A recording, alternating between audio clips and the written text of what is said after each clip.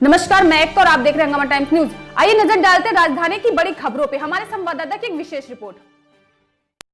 परिचय से बताइए, इस कार्यक्रम का उद्देश्य क्या है? मैं भारतीय किसान यूनियन भानु का प्रदेश प्रवक्ता अनूप श्रीवास्तव। उद्देश्य ये है कि जो अभी हाल ही में जून में 20 जून को केंद्र सरकार द्वारा त्रिस्तरीय जो कृषि अध्यादेश पारित किया गया है उस पर हमारा विरोध है।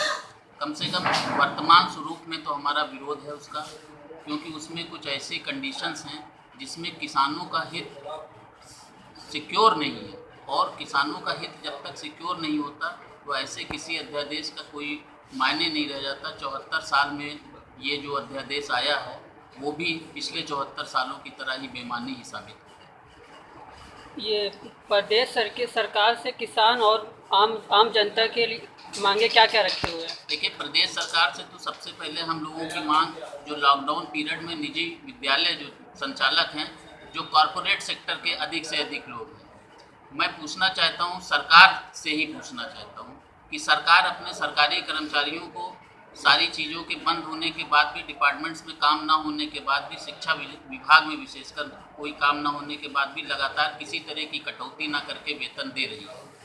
तो ये कॉरपोरेट सेक्टर के लोग जो 15-15, 20-20 सालों से जो अभिभावकों का और छात्रों का खून चूस रहे हैं, तो क्या इनकी ये हैसियत नहीं है कि ये एक साल भी अपने कर्मचारियों को वेतन दे सकें? अगर नहीं दे सकते हैं तो मैं मुख्यमंत्री योगी जी से ये भारतीय किसान यूनियन भानु की तरफ से कहना चाहता हूँ कि इन सभी विद्यालयों का टेक ओवर करें और इनको सरकार के संरक्षण में लें, और देखिए फिर ये सभी विद्यालय वाले सुधर जाएंगे कि नहीं। मगर ऐसा होगा नहीं, क्योंकि विद्यालय संचालक कोई सांसद है, कोई विधायक है, कोई मंत्री का आदमी है, कोई कॉर्पोरेट सेक्टर से जुड़े भले हो, लेकिन सब कहीं ना कहीं राजनीतिक परिक्षेत्र से जुड़े हुए लोग।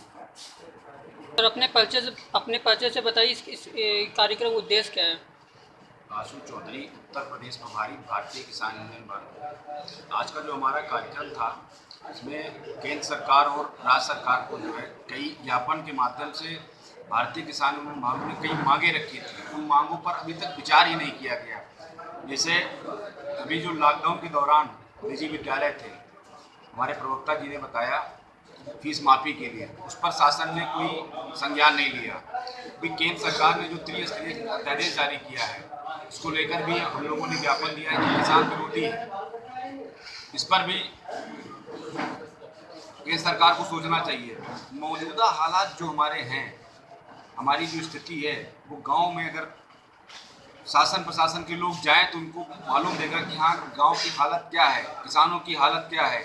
और किसानों को लेकर सरकार जो है कहीं कोई नियम सिर्फ चुनाव में बनाती है कि हाँ किसानों के लिए ये योजना, किसानों के लिए वो योजना, लेकिन धरातल पर किसानों के लिए कुछ नहीं है। अभी जब डीजल के दाम बढ़े तो हम लोगों ने कहा कि डीजल की जो टोटल खपत है वो 25% किसानों के पास जाती है। उस डीजल की खपत, उसका 25% जो परसेंटेज है किसानों का, उस पर सब्सिडी कर दो, बढ़ाओ दाम डीजल के, हमें कोई मतलब नहीं। उस पर भी कोई जोर नहीं। आज जो केंद्र सरकार ने कहा था कि हम किसानों की आय को दुगना करेंगे, 2 करोड़ रोजगार लाएंगे, किसानों की कर्ज माफी करेंगे, सरकार अपनी वादों से फेल होती नजर आ रही है। तो हमारी मांग है हमारे संगठन की कि आप सबसे पहले हमारा जो मांग किसान आयोग का गठन किया जाए, और जो निजीकरण हो रहा है इसको समाप्त किया जाए, और जो त्रिस्तरीय अध्यादेश किसान विरोधी है इसको तत्काल प्रभाव से समाप्त किया जाए।